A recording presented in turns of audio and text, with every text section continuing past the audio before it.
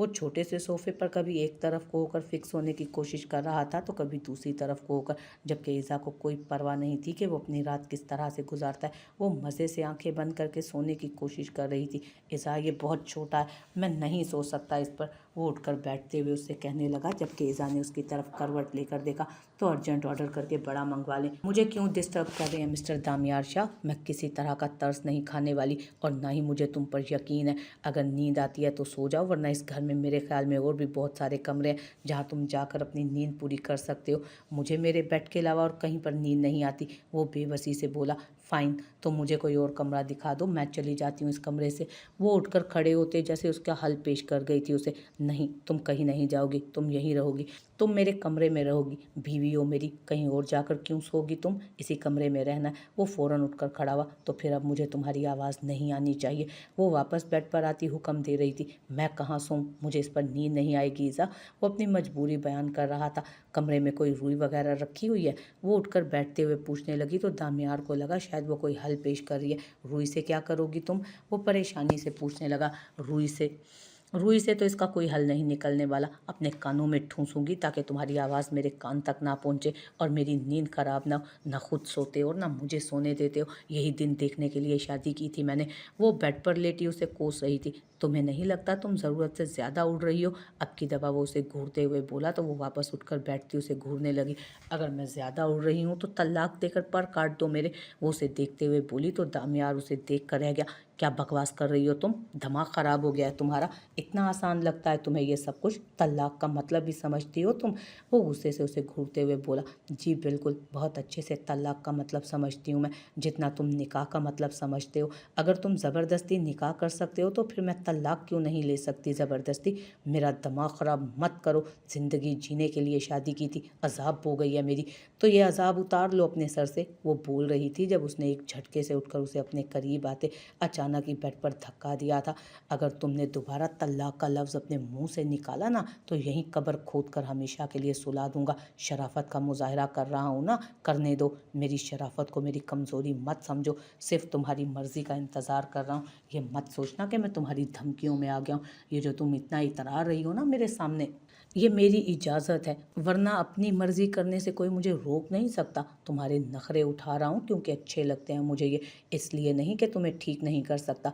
एक रात में तुम्हारी सारे कसबल निकाल सकता हूँ मैं। ये जो तुम्हें मैं ढील दे रहा हूँ ना, ये जो टाइम पीरियड दे रहा हूँ मेरी जान, इंजॉय करो इसे। अपने लिए आने वाला वक्त मुश्किल मत बनाओ, वरना मेरी एक एक तड़प का ऐसा हिसाब देना होगा कि सारी ज़िंदगी मुँह छुपाती फिरोगी तुम।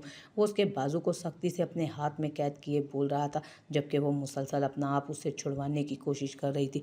रिलैक्स, फ़िलहाल कुछ नहीं कर रहा हूँ मैं। वक्त दिया है तुम्हें इस रिश्ते को समझने के लिए।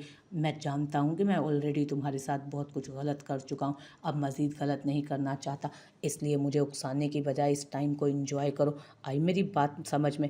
वो उसके चेहरे को अपने हाथ में कैद करके बोला, जबकि वो अपनी जान उससे छुड़वाने के लिए सिर्फ हाँ में ही सर हिला पाई। गुड गर्ल, अब यहाँ तक आ ही गया हूँ तो मेरा ख्याल है मौके से कुछ तो फ़ायदा उठा ही लेना चाहिए। इस अचानक उफ्ताद पर ईज़ा की सांस कहीं सीने में अटकी थी। वो बिना किसी तरह की मज़ाहमत किए आराम से सामने लेटी रही। उसने काफ़ी देर कोई हरकत नहीं की। फिर काफ़ी देर के बाद वो कंबल अपने चेहरे पर डाल गई, जबकि दामियार उसी सोफ़े पर एडजस्ट होने की कोशिश में सारी रात जागता रहा था। शनाया की आंख खुली तो उसके बेहद करीब वो सो रहा था, लेकिन उसका चेहरा दूसरी तरफ था। ये मेरे बेड पर क्यों सो रहा है? और मेरे रूम में, और वो भी मेरे रूम में? सुनिए मिस्टर ज़बर, उठे यहाँ से, ये मेरा बेड है। वो उसके कान के करीब झुकी बोल रही थी, जिस पर वो बदमज़ा होता अपने कान पर हाथ रख गया। यकीनन उसकी नींद खराब हो रही थी। ओह हेलो मिस्टर, गधे घोड़े बेच कर सो रहे हो क्या? उठो, मेरे बेड पर क्यों सो रहे हो तुम? और वो भी मेरे कमरे में। उसने बेध्यानी से नज़र कमरे पर दौड़ाई। ये कमरा तो उसका था ही नहीं। उसे अचानक याद आया कि कल रात वो उसे अपने साथ लेकर आया था, यानी वो उसका कमरा नहीं था, वो कोई और कमरा था जिसमें ये आदमी उसे रख रहा था। हाँ, उसे याद था, उसकी जान को ख़तरा था। उसके बाबा ने उसे उस आदमी के साथ भेजा था उसकी हिफाजत करने के लिए। हाँ, वो सब कुछ तो ठीक था, लेकिन मसला ये था कि वो उस वक्त इसके बेड पर क्यों सो रहा था। देखें मिस्टर मिस्टर, आपको बाबा ने मेरी हिफाजत करने के लिए भेजा है, मेरे बेड पर सोने के लिए नहीं। उठकर अपने कमरे में जाएं। वो उसे झिझोड़ते हुए बोली, ये अपार्टमेंट सिर्फ एक ही रूम का है, अगर तुम्हें कोई और बेडरूम नज़र आता है तो तुम जाकर वहाँ सो जाओ, अब मेरी नींद खराब मत करना। वो गुस्से से उसे घूरता चेहरा फेर गया, जबकि वो उसकी बात सुनकर मुंह खोल कर रह गई। क्या मतलब था? इस घर में सिर्फ एक ही बेडरूम था, तो फिर वो कहाँ रहेगी? यकीनन वो उसे बेवकूफ़ बना रहा था। वो बचपन से बाबा के साथ कितने अपार्टमेंट्स में रही थी, आज तक तो उसने ऐसा कभी नहीं देखा था कि जिसमें सिर्फ एक ही बेडरूम हो। यकीनन वो उसे उल्लू बना रहा था, और वो हरगिज़ उल्लू नहीं बनने वाली थी। तभी वो उसके करीब से उठती जल्दी से बेडरूम से बाहर निकल गई। लेकिन ये क्या, वो सच बोल रहा था। यह अपार्टमेंट तो सिर्फ एक ही नज़र में ख़त्म हो गया, इसमें तो सचमुच एक ही कमरा है, मैं कहाँ रहूँगी? वो परेशानी से सोचने लगी। फिर सोचा कि वो बाद में इस बारे में बात करेगी, क्यों ना पहले अपनी भूख का कोई इंतज़ाम किया जाए, क्योंकि ये जो उसके साथ आदमी आया था ये ना तो उसे हरगिज़ कुछ खाने को ला कर देने वाला था, और ना ही उसने किचन की तरफ झांका तो सामने उसे खाने की चीज़ें नज़र आ गईं। वो एक गहरा सांस लेती किचन में दाखिल हुई। सबसे पहले उसने खाना खाया, फिर सब कुछ वो अपने बाद में करने वाली थी। बारिक, आप कहाँ रह गए थे? मैं रात से आपका इंतज़ार कर रही हूँ। रात 3:30 बजे का वक्त था जब उसे दरवाजे की आवाज़ महसूस हुई। वो उठकर बैठ गई थी, जबकि बारिक हारे हुए कदमों से उसके पास आकर बैठ गया। मैं ठीक नहीं हूँ जोरिश, उसने उसकी गोद में सर रखते जैसे हारे हुए लहजे में कहा। बारिक, वो कुछ बोल ही नहीं पाई, उसका अंदाज शिकस्त खूरदा था। बारिक, ऐसे तो मत कहें, अब कुछ नहीं होगा, अब बेकार में परेशान हो रहे हैं। इज़ा ठीक है, वो बिल्कुल ठीक है, अपने घर में वो बिल्कुल ठीक है, वो हमें गलत फहमी हुई थी और कुछ भी नहीं। तुम्हें पता है, इस शहर में दामियार शाह के 4 घर हैं, और हर घर में उसकी तवाइफें आकर पूरी ऐशो इशरत से रहती हैं, जो पार्ट टाइम उसकी बीवी का रोल अदा करती हैं। और तुम कहती हो सब कुछ ठीक हो जाएगा। ये 5वां घर है जहाँ वो मेरी बहन को लेकर गया। वो उसकी आंखों में देखते हुए बोला। अब की दफ़ा जोरिश के अल्फाज ख़त्म हो गए थे। तुम्हें क्या लगा, सड़कों पर अय्याशियाँ कर रहा था या आवारागर्दियाँ कर रहा था? मैं उस शख्स की हकीकत जानने गया था। मैं जगह जगह उसके बारे में पूछ रहा था, उसके बारे में इन्फॉर्मेशन ले रहा था। उसे औरतों से ज़्यादा और कुछ पसंद नहीं। ठीक है जोरिश, मेरी बहन ने बहुत बड़ी गलती की है, बहुत बड़ी गलती। मैं उसे माफ़ नहीं कर सकता। मुझे इस बात का अफसोस नहीं है कि उसने मेरे साथ आने से इनकार किया। मुझे इस बात का अफसोस है कि दुनिया के हर अच्छे इंसान को छोड़कर उसने दामियार शाह जैसे इंसान को चुना। मुझे ये दुख खत्म ही नहीं हो रहा जोरिश। मैं नहीं कबूल कर पा रहा उसे दामियार शाह की बीवी के रूप में। वो जैसे फट पड़ा था। वो कुछ नहीं बोल पाई थी, कुछ भी नहीं। वो खामोशी से उसे सुन रही थी। उसने आंख खोलकर एक भरपूर अंगड़ाई ली थी। कल सारा दिन एक ही पोजीशन में बैठकर वो काफ़ी थक चुकी थी। एक भरपूर नींद के बाद अब वो पुरसकून सी थी, लेकिन फिर भी उसे अजीब सा बोझ महसूस हो रहा था अपने आप पर। उसने किसी को सोचते हुए अपने पेट की तरफ देखा, जहाँ दामियार शाह का हाथ उसके गिर्द बंधा था, जबकि वो तकिए में मुंह दिए गहरी नींद सो रहा था। उसका चेहरा उसे नजर नहीं आया। उसने गुस्से से उसका बाजू अपने ऊपर से हटाना चाहा, लेकिन बाजू था या पता नहीं कोई लोहे का डंडा जो उठ ही नहीं पा रहा था उससे। उसकी सारी कोशिश नाकाम हो रही थी। उसका हाथ उसे मजीद खुद में जकड़ रहा था। पीछे हटो, क्या कर रहे हो तुम यहाँ? वो गुस्से से उसे घूरते हुए बोली। सो रहा हूँ, नज़र नहीं आ रहा, तंग मत करो। वो उसे उसी अंदाज में जवाब देता दोबारा लेट गया। तुम्हारी हिम्मत कैसी हुई यहाँ पर आने की? मैंने तुम्हें मना किया था ना यहाँ आने से, तुम ऐसा कैसे कर सकते हो? क्या तुम? हाँ, तुमने मना किया, जितना मैं हो सका तुम्हारी बात पर अमल भी कर चुका हूँ। नहीं आई मुझे वहाँ पर नींद, क्या करता? रात को यहाँ आ गया और मेरी नींद पूरी नहीं हुई, और मुझे अभी सोने दो। वो तकिए में मुंह दिए फिर से बोला था, जबकि वो गुस्से से उसका हाथ अपने ऊपर से हटाने की कोशिश में मसरूफ़ थी।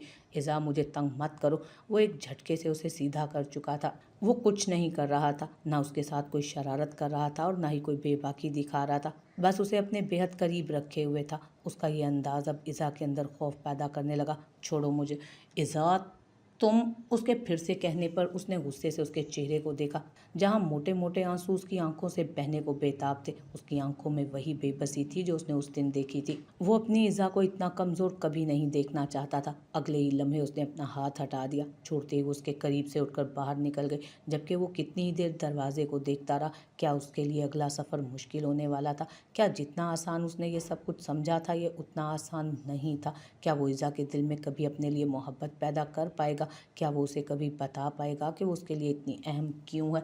वो नीचे आया तो इज़ा को बाहर सोफे पर बैठे देखा। वो बिल्कुल खामोश थी, जबकि उसके साथ बैठी जीनत बीबी पता नहीं कौन कौन सी बातें उससे कर रही थी।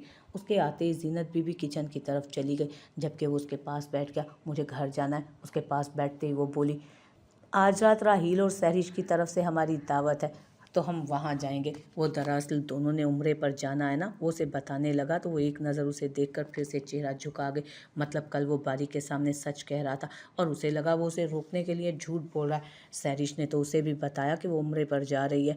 उसके जहन में ना जाने ये ख्याल क्यों नहीं आया, अगर चाहो तो मैं अभी तुम्हें घर छोड़ दूंगा, शाम को वापसी पर अपने साथ ले जाऊंगा। दरअसल आज एक मीटिंग निकल आई है तो मुझे ऑफिस जाना पड़ रहा है। वो उसे देखते हुए बोला, ठीक है तुम मुझे घर छोड़ दो। वो फ़ौरन उठ गई, जबकि उसकी जल्दबाजी पर वो मुस्कुराया। अगर इजाज़त हो तो नाश्ता कर लूँ, भूख लगी है यार, उसने मुस्कुरा कर कहा तो वो दोबारा बैठ गई। यकीनन तुमने मेरा इंतज़ार तो नहीं किया होगा नाश्ते के लिए, तो जाओ अच्छे से तैयार हो जाओ। ज़ीनत बीबी से बता दीजिएगा कि 2 दिन की दुल्हन को किस तरह से तैयार होना चाहिए, तैयारी करवाएं, मैं से इसके मायके ले जा रहा हूँ, उसने ज़ीनत बीबी को आवाज़ देकर कहा, जो फ़ौरन बाहर निकल आई। ये बहुत ज़्यादा नहीं हो जाएगा? वो लॉकेट इयररिंग्स के साथ साथ सोने की चूड़ियाँ भी पहन चुकी थी, यहाँ तक कि वो पैरों में पाजेब भी डाल चुकी थी। जब ज़ीनत बीबी बड़े बड़े कंगन उसे पहनाने लगी, मेरी जान ये जो नई नवेली दुल्हन होती है ना, उसको साथ श्रृंगार करके चलना चाहिए, उसके चेहरे पर हर वक्त शोहर की मोहब्बत के रंग सजने चाहिए। वो बड़ी मोहब्बत से उसे समझा रही थी। तो ये सब कुछ पहनकर शोहर की मोहब्बत के रंग सज जाएंगे? वो हैरानगी से पूछने लगी। नहीं मेरी जान, इसका मतलब ये होता है कि लड़की अपने घर में खुश है, अपने शोहर की संगत में इत्मीनान से रह रही है, उन्होंने समझाया। जबकि उनके समझाने की देर थी कि उसने कंगन के साथ साथ अंगूठियां भी पहन ली। अब मैं अच्छी लग रही हूँ, उसने खड़े होते हुए पूछा। नीले रंग के ये खूबसूरत सी फ्रॉक उसके उसके कपड़ों में आई थी, बरी के कपड़ों में। दामियार की तरफ से उसके लिए और भी बहुत कुछ आया था, लेकिन उसने अभी तक इस्तेमाल नहीं किया था। बहुत बहुत हसीन लग रही हो, चांद का टुकड़ा लग रही हो मेरी जान, उन्होंने मुस्कुरा कर उसका माथा चूमा। जिस तरह दामियार की तबीयत थी, उन्हें नहीं लगा था कि उसकी बीवी इस तरह की होगी। वो छोटी सी मासूम सी लड़की उन्हें एक ही दिन में बेहद अजीज़ हो गई थी। चलें फिर नीचे चलें, दामियार नाश्ता कर चुके होंगे। वो उनके साथ नीचे की तरफ जाने लगी, जबकि वो भी उसके पीछे ही नीचे आई थी। सारे रास्ते वो कुछ नहीं बोली थी और दामियार ने भी उसे कुछ नहीं कहा था। बस वो अपने घर जाने पर खुश थी और वो उसकी खुशी ही तो चाहता था। घर के बाहर गाड़ी रोकते ही वो गाड़ी से उतर गई थी, लेकिन फिर उसने नोट किया कि वो उसके साथ नहीं आया। तुम जाओ, मैं मीटिंग अटेंड करके शाम को तुम्हें लेने आऊँगा, वो उसे देखते हुए बोला। तो उसने फ़ौरन नफ़ी में सर हिलाया। नहीं, हरगिज़ नहीं, आप मेरे साथ आ रहे हैं। मैं किसी के सामने आपका और अपना रिश्ता शो नहीं करना चाहती, आप मेरे साथ अंदर तक आ रहे हैं, उसने जैसे हुक्म दिया। दामियार हल्का सा मुस्कुराकर गाड़ी का दरवाज़ा खोल चुका था, जबकि वो आगे बढ़ गए। वो जैसे ही अंदर दाखिल हुई, बारिक बाहर निकल रहा था।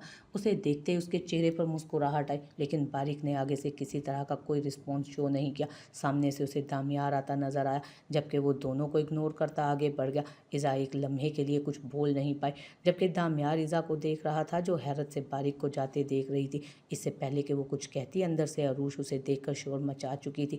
अपने चेहरे पर मुस्कुराहट वापस लाते वो अंदर की तरफ कदम बढ़ाती सबसे मिलने लगी।